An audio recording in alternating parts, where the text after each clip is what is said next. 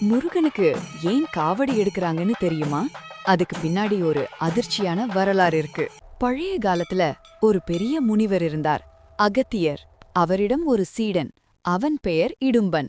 மிகுந்த பக்தி உள்ளவன்.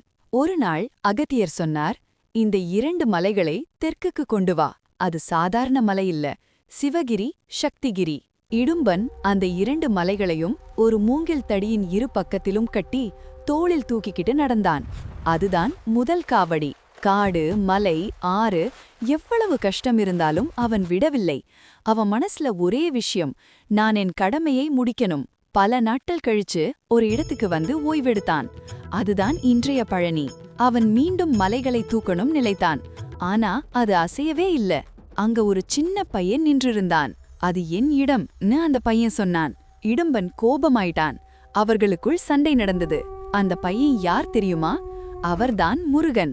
இடும்பன் தோற்றான். ஆனா அவன் பக்தி பார்த்து முருகன் அவனை உயிரோடு எழுப்பினார். அப்ப முருகன் சொன்னார், என்ன காவடி எடுத்துக்கிட்டு வர்றவங்க எல்லாருக்கும் நான் ஆசீர்வாதம் தருவேன். அதனாலதான் இன்று வரை நாம் காவடி எடுக்கிறது ஒரு சுமை இல்ல, நம்ம கஷ்டத்தை முருகனிடம் ஒப்படைக்கிற நம்பிக்கை. நீயும் ஒரு நாள் ட்ரை பண்ணு, அவர் உன்னை கைவிட மாட்டார்.